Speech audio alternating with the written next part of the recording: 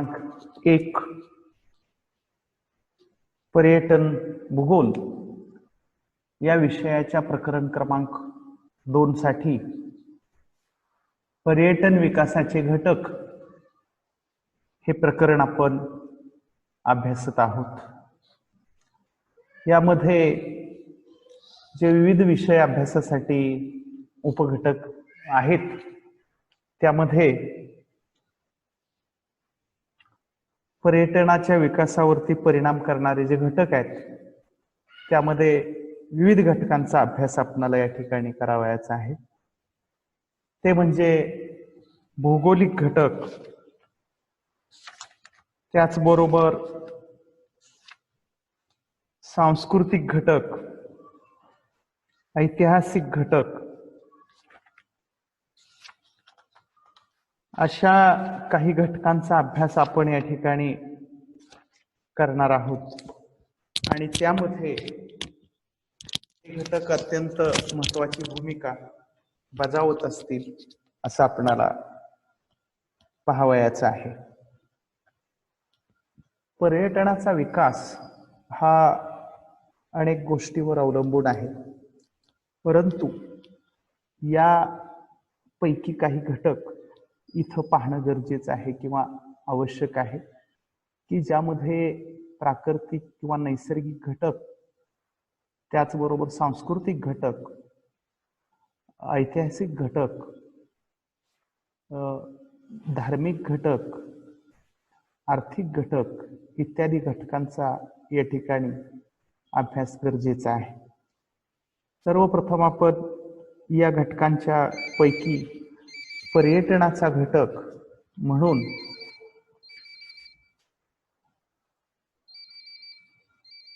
आपणाला या ठिकाणी प्राकृतिक घटक पाहणं अत्यंत गरजेचं आहे किंवा महत्त्वाचं आहे, जेणेकरून आपणाला पर्यटन विकासावरती किंवा पर्यटनाच्या वाढीसाठी हे घटक कसे कारणीभूत ठरलेले आहेत याचा अभ्यास करता येईल। यामध्ये पर्यटन विकासाचे प्राकृतिक घटक हा मुद्दा अत्यंत महत्त्वाचा आहे। पर्यटन विकासाचे प्राकृतिक घटक, पर्यटन विकासाचे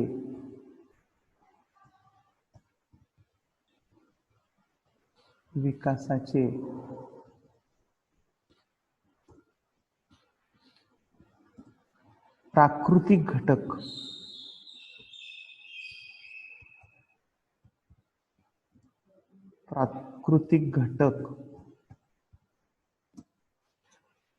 तर यामध्ये आपल्याला पुन्हा त्यामधले जे महत्त्वाचे घटक आहेत ते असे आहेत की भौगोलिक स्थान,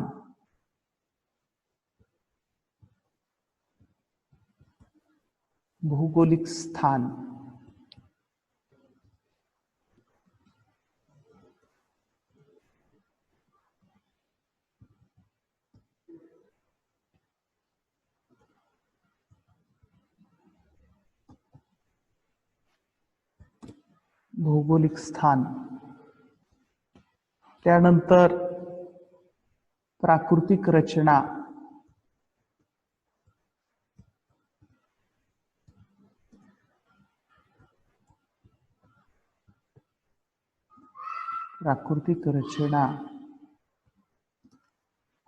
त्यानंतर हवामान,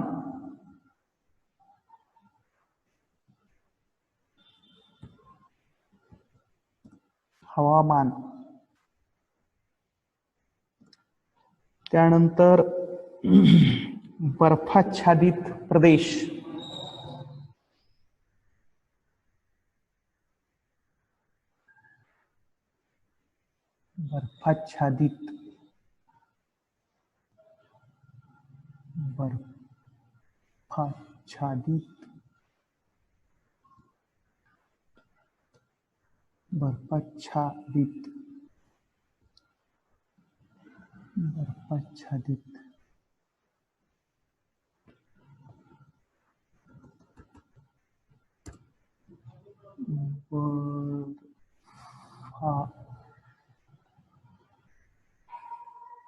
बर्फाच्छादित बर्फाच्छादित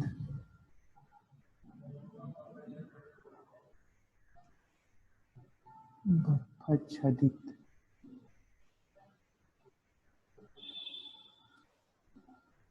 बर्फाच्छादित बर्फाच्छादित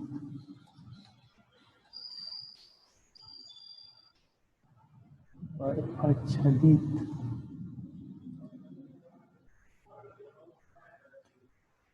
प्रदेश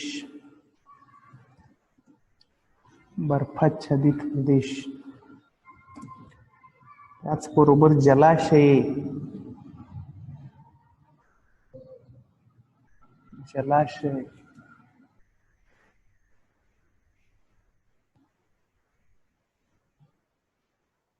जलाशय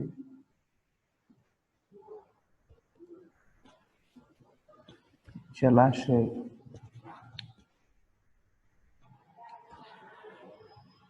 जंगले व गवताळ प्रदेश जंगले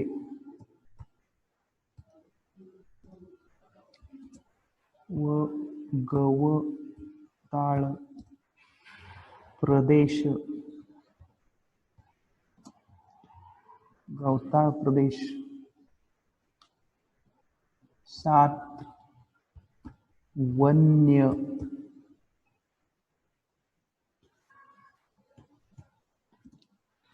वन्य पशु पक्षी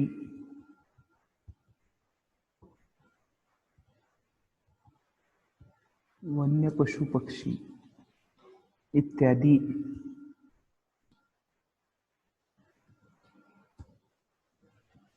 इत्यादी। आता हे सर्व जे घटक आहेत हे घटक अत्यंत महत्त्वाचे आहेत की पर्यटन विकासाचे प्राकृतिक घटक यामध्ये आपणाला यांचा उल्लेख करावा लागेल। तेव्हा आपण पर्यटन विकास हा बऱ्याचशा प्रमाणामध्ये किंवा मेजॉरिटीनं बहुतेक करून हा पर्यटनाचा विकास हा ह्या घटकांच्या वरती अवलंबून असल्याचं आपल्याला सांगता येईल किंवा दिसून येईल। त्यामध्ये पर्यटन भूगोलामध्ये आपणाला हे घटक महत्त्वाचे आहेत की ज्यामध्ये साधारणपणे या घटकांचा उल्लेख आपल्याला करावा लागतो। या ठिकाणी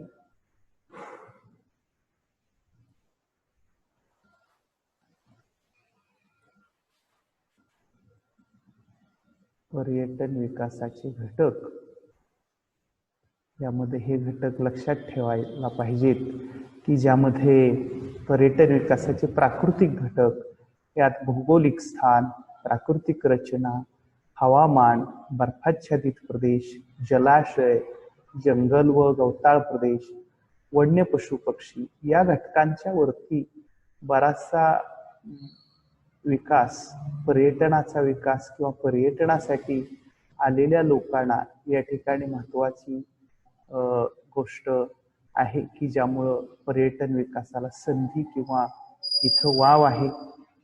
कारण या ठिकाणी जर आपण पाहिलं तर पर्यटनाच्या दृष्टीने हे घटक महत्त्वाचे आहेत। त्यापैकी एक आहे geographical location. Geographical location geographical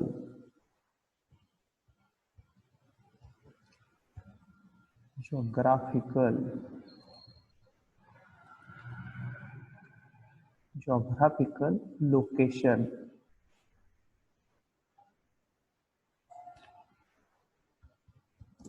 location म्हणजे स्थान, भौगोलिक स्थान।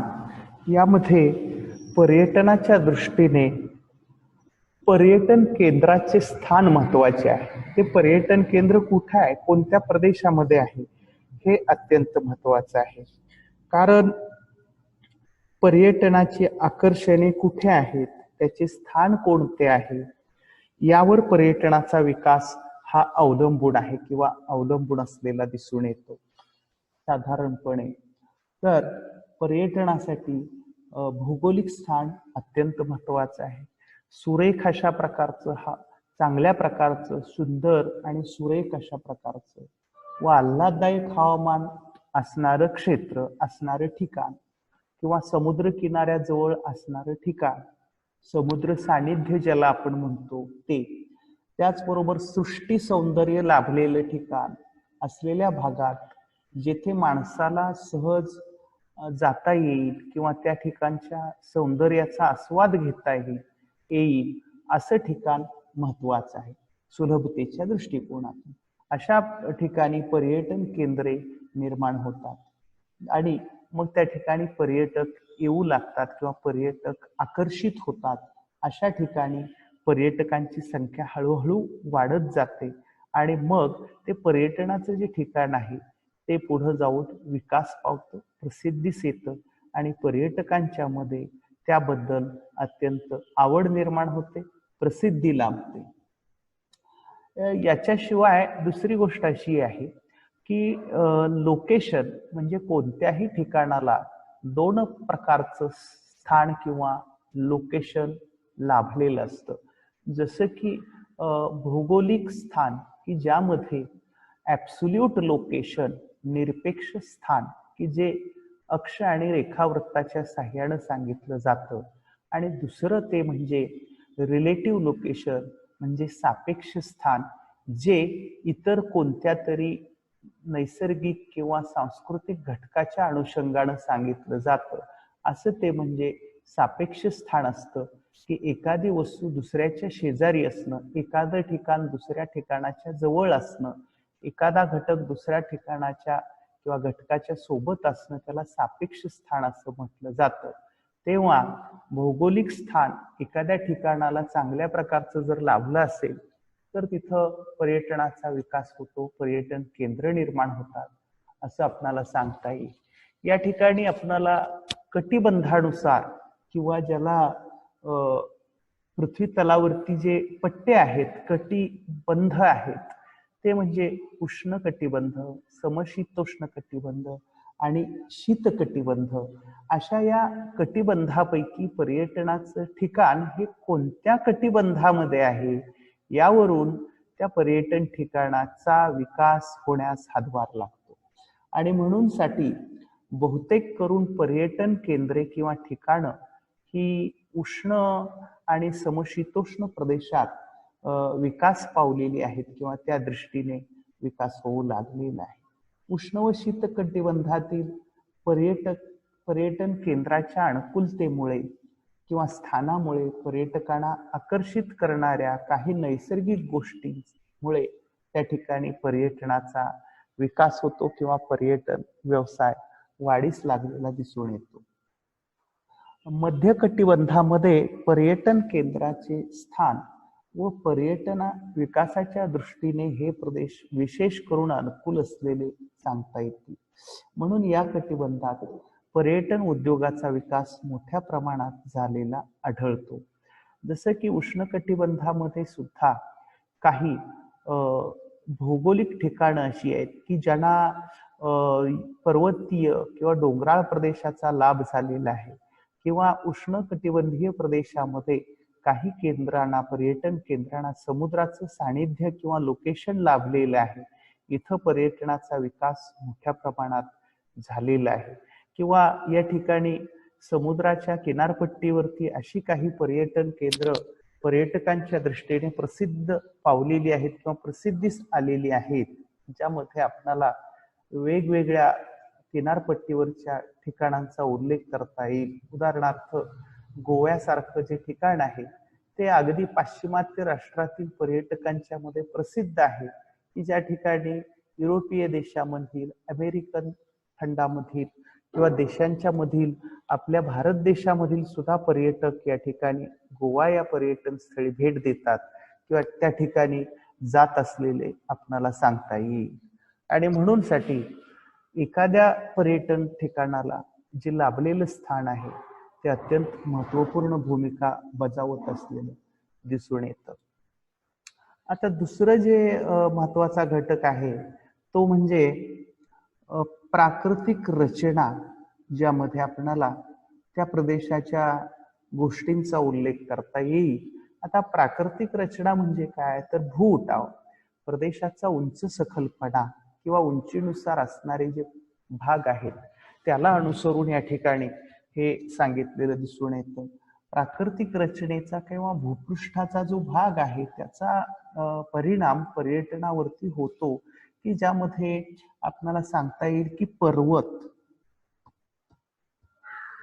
पर्वतीय प्रदेश किंवा पठारी प्रदेश,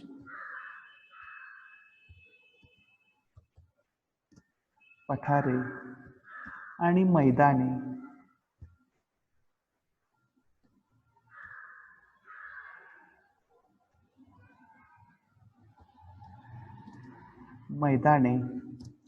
त्याचबरोबर समुद्र किनारे,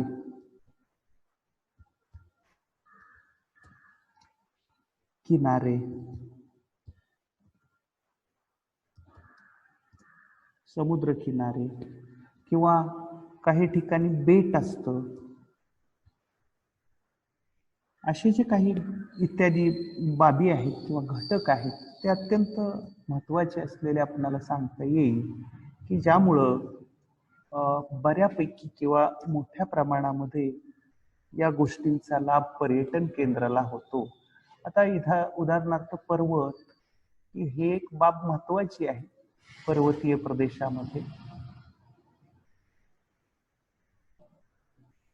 पर्वत, पठारे, मैदाने. आता पर्वत हे उंच असतात किंवा त्या ठिकाणी वनराई असते, हिरवेगार डोंगर किंवा निळ्या प्रकारचा त्याला लाभलेली निळाई किंवा पठारी प्रदेश, सखल माथ्याचे, उंच असले तरी सपाट माथ्याचे पठारी प्रदेश, तिथं असणारी काही पर्यटन केंद्र, सखल परंतु मैदानी प्रदेश, समुद्र किनारे, बेटांचे भाग किंवा ज्याला आयलँड्स असं म्हणतो, हे इत्यादी घटक प्राकृतिक घटकामध्ये महत्वाची भूमिका बजावतात.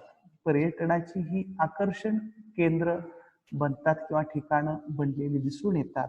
उदाहरणार्थ या ठिकाणी आपल्याला सांगता येईल की पर्वत. आता पर्वताची काय थोडस आपण जर पाहिलं तर पर्वताची काही वैशिष्ट्ये किंवा महत्व आहे. पर्वताचं काय महत्व आहे, तर पर्वत हे उंच असतात. तुम्हाला माहित आहे की उंच पर्वत, शिखर किंवा या ठिकाणी थंड हवा लाभते, उंच पर्वत, गिरीशिखरे,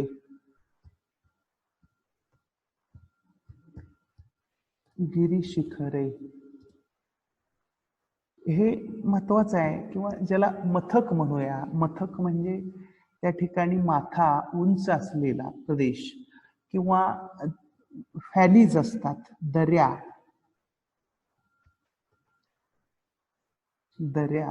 दऱ्यांचे प्रदेश, दऱ्या डोंगर जे म्हणतो ना आपण, दऱ्या किंवा व्हॅलीज हे महत्वाचं आहे.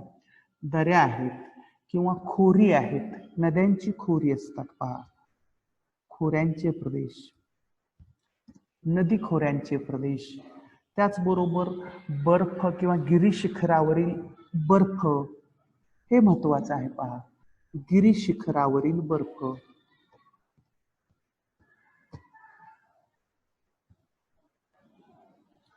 गिरीशिखर,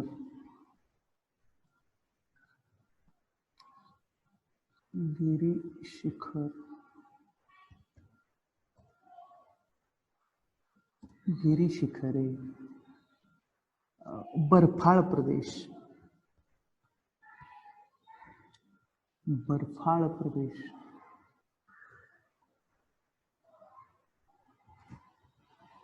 बर्फ.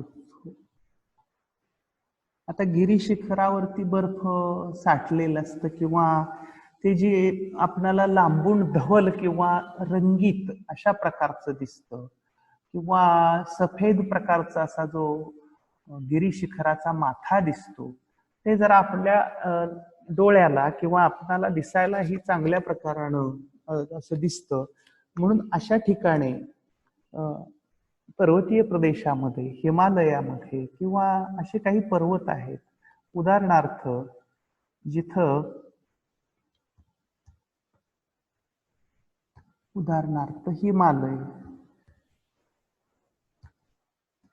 हिमालय हा आपण जर पाहिलं तर हिमालयामध्ये उंच गिरीशिखरे आहेत किंवा उंच अशा प्रकारचा भाग आहे, डोंगराळ कडे आहेत किंवा हिमशिखरे आहेत किंवा त्या दोन हिमशिखरांच्या मध्ये दऱ्या आहेत किंवा जलाशय आहे, नदी वाहत आहे, धबधबा आहे.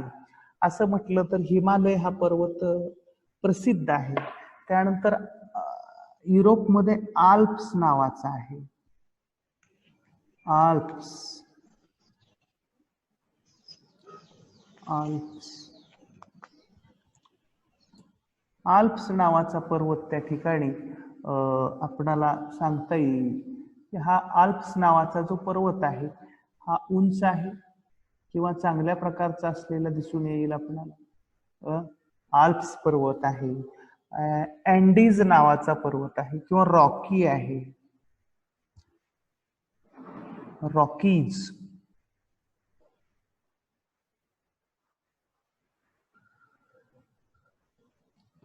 रॉकीज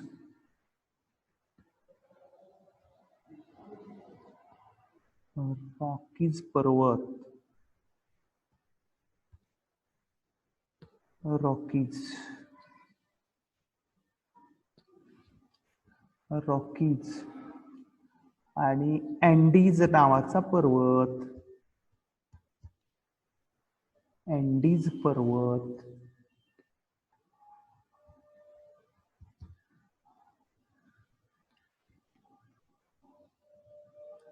अँडीज पर्वत हे पर्वत प्रसिद्ध आहेत की जिथं बऱ्यापैकी चांगलं निसर्ग संपदा, निसर्गाचं वैभव हे लाभलेलं आहे. मग अशा प्रदेशामध्ये आपण पाहतो की पर्वतीय प्रदेश हे चांगल्या प्रकारानं पर्यटकांना आकर्षित करतात किंवा तिथं सृष्टी सौंदर्य लाभलेलं आहे.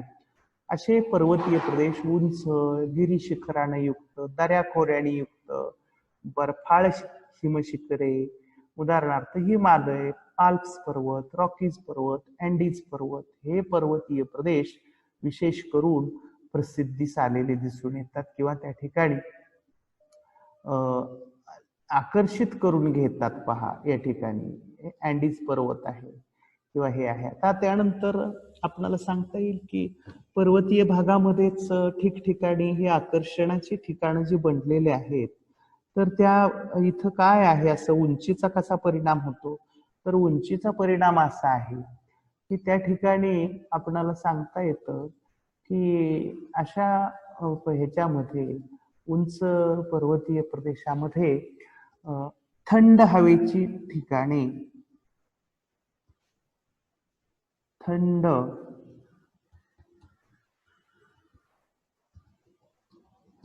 थंड हवामान, थंड हवामान म्हणजेच हिल स्टेशन. आपण त्याला हिल स्टेशन असं म्हणतो. हिल म्हणजे टेकडी, हिल स्टेशन. आता तुम्हाला माहित आहे हिल स्टेशन आपल्या ह्याच्यामध्ये राज्यामध्ये सुद्धा हिल स्टेशन्स आहेत ज्याला आपण थंड हवामानाचा भाग असं म्हणतो, हिल स्टेशन. आता थंड हवामानामध्ये आल्हाददायक प्रकारचं मंद अशा प्रकारचं झुळूक वाऱ्याची वाहणारे ठिकाण हिल स्टेशन असतं. उदाहरणार्थ आपल्याकडे महाबळेश्वर आहे,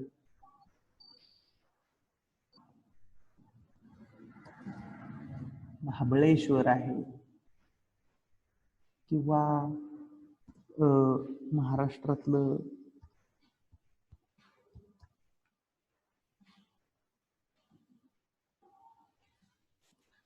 पंचगणी किंवा पाचगणी असं आपण म्हणतो, पण त्याला त्या ठिकाणी पंचगणी असंही म्हटलं जातं. किंवा उटी, उटी हे ठिकाण आहे, थंड हवेचं ठिकाण असलेलं दिसून येतं. किंवा सिमला आहे, सिमला हे थंड हवेचं ठिकाण आहे. पहा, किंवा दार्जिलिंग आहे,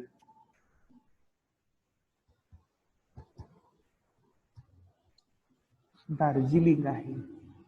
तर थंड हवेचे ठिकाण आहे. म्हणजे पर्वतीय प्रदेशामध्ये थंड हवेची ठिकाणं विकास होतात, पावतात किंवा त्या ठिकाणी चांगल्या प्रकारचं पाहणीसाठी असणारा प्रदेश, निसर्गरम्य प्रदेश, थंड हवामान, आरोग्यवर्धक हवामान आणि बरीचशी जी लाभलेली पर्वत मध्ये डोंगरामध्ये जे काही निसर्गानं लाभलेलं निसर्ग सौंदर्य आहे याचा उपभोग अशा प्रदेशामध्ये घेतला जातो.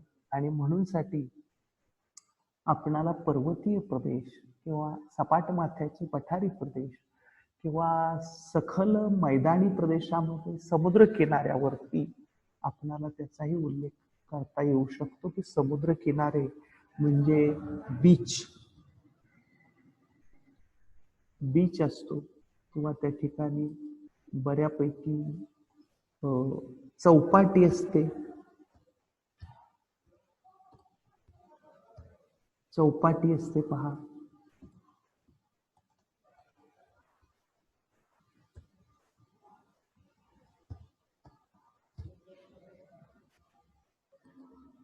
चौपाटी ज्याला म्हणतो आपण, बीच, चौपाटी किंवा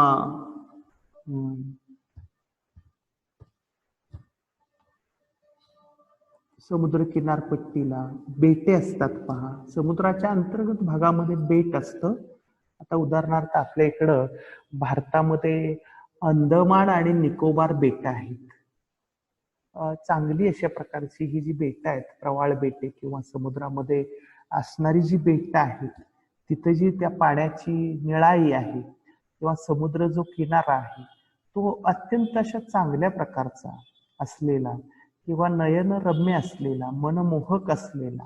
म्हणून अंदमान आणि निकोबार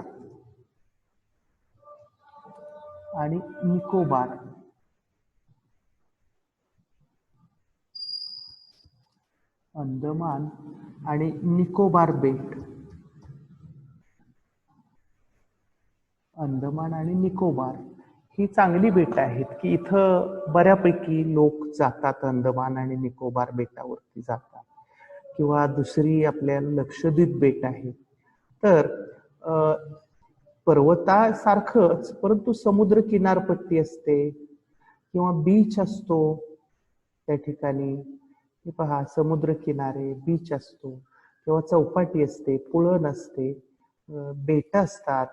अंदमान आणि निकोबार म्हणजे दैनंदिन जगापासून दूर क्षेत्रामध्ये, समुद्र अंतर्गत भागामध्ये, शांत अशा समुद्री वातावरणामध्ये अशी काही बेट निर्माण झालेली आहेत, प्रसिद्धी पावलेली आहेत. अशा ठिकाणाला जाणं पर्यटक पसंत करतात, कारण त्यांना निवांतपणा, दैनंदिन रोजच्याच ह्याच्यापासून, जीवनापासून थोडस लांब जाऊन अशा प्रदेशामध्ये फेरफटका मारणं, तिथं राहणं, वास्तव्य करणं, काही दिवसासाठी थांबणं हे लोकांना भावतं किंवा चांगल्या प्रकारचं असतं असं आपल्याला सांगता येईल. त्यामुळे अशी बेटे ही प्रसिद्धीस आलेली आहेत, प्रसिद्ध पावलेली आहेत. अंदमान निकोबार, मॉरिशस नावाचं बेट आहे, मॉरिशस हे भारताच्या दक्षिण टोकाजवळ असलेलं हे सुद्धा एक ते ठिकाण अत्यंत महत्वपूर्ण आहे पहा. आता दुसरं आहे ते म्हणजे आपणाला पाहता येईल की हवामान. आता हवामानाच्या दृष्टिकोनातून जर आपण पाहिलं, लक्षात घेतलं तर हवामान हे महत्वाचं आहे. तर हवामानाचं काय, तर हवामानाचा पर्यटन केंद्राच्या विकासावरती किंवा पर्यटकांवरती परिणाम होतो. पर्यटनाच्या दृष्टीने स्वच्छ व सुरेख हवा, स्वच्छ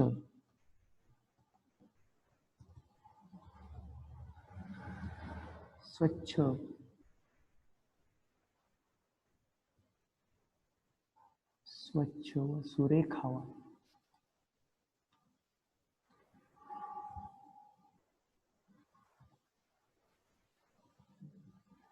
स्वच्छ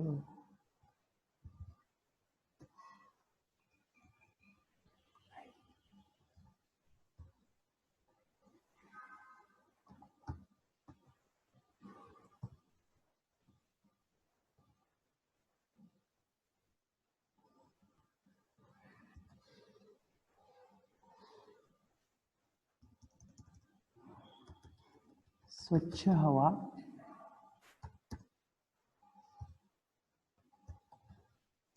स्वच्छ हवा किंवा मंद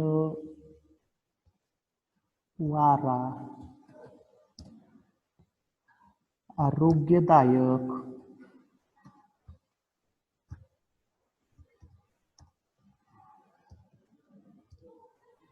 आरोग्यदायक किंवा आरोग्यवर्धक ज्याला म्हणूया, आरोग्याच्या दृष्टीनं चांगल्या अशा प्रकारचं हवामान हे महत्वाचं आहे. त्यामुळं अनेक लोक अशा ठिकाणी भेटी देतात किंवा चांगलं आकाश, ज्याला आपण निरभ्र म्हणूया, निरभ्र आकाश किंवा निळे आकाश, अशा ठिकाणी लोक जाणं पसंत करतात की त्यांना या ठिकाणी बऱ्यापैकी आनंद मिळतो. चांगली हवा, स्वच्छ सूर्यप्रकाश, सूर्य प्रकाश, स्वच्छ सूर्यप्रकाश असलेलं ठिकाण, भरपूर सूर्यप्रकाश, स्वच्छ सूर्यप्रकाश, क्लिअर स्काय किंवा निळे आकाश, स्वच्छ सूर्यप्रकाश पर्यटनाच्या दृष्टीने महत्वाचा असतो. आल्हाददायक प्रकारची हवा ही लोकांना हवी असते, आरोग्यवर्धक अशा प्रकारची हवा हवी असते. आणि त्यामुळं अशा ठिकाणी बाग बगीचा,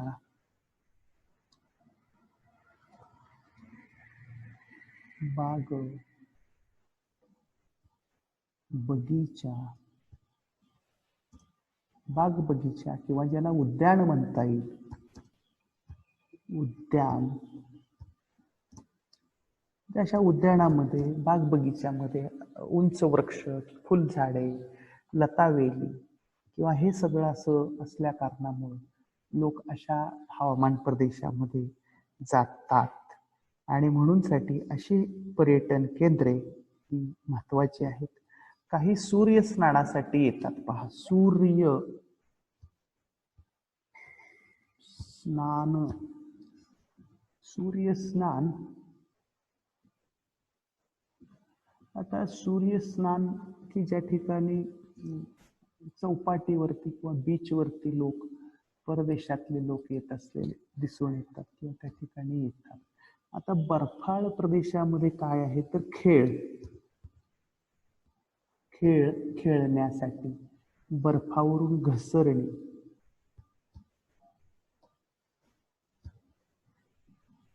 घसरण्यासाठी,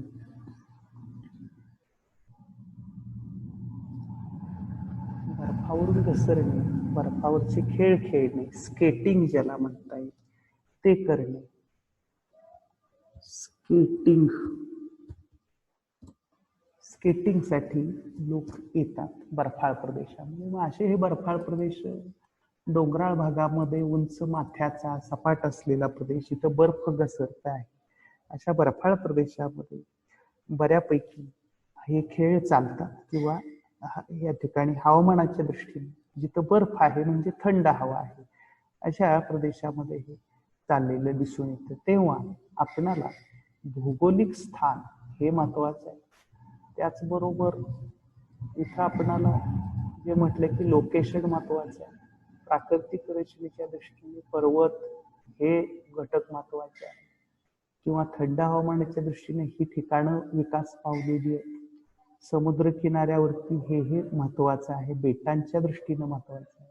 आणि हवामानाच्या दृष्टीनं स्वच्छ हवा, मंद वारा, आरोग्यवर्धक, निळे आकाश, सूर्यप्रकाश वगैरे उद्यानं, सूर्यस्नान, बर्फाच्छादित प्रदेश जिथं आहे बर्फाळ, तिथं स्केटिंग, खेळ खेळणं वगैरे वगैरे पर्यटकांना आवडतं. आणि म्हणूनसाठी आपल्याला हे घटक अत्यंत महत्वाचे आहे इथं हे सांगता येईल आपल्याला. तर आपण आता या ठिकाणी हे घटक पाहिले, पर्यटनाचे भौगोलिक घटक. तेव्हा आपण या ठिकाणी हा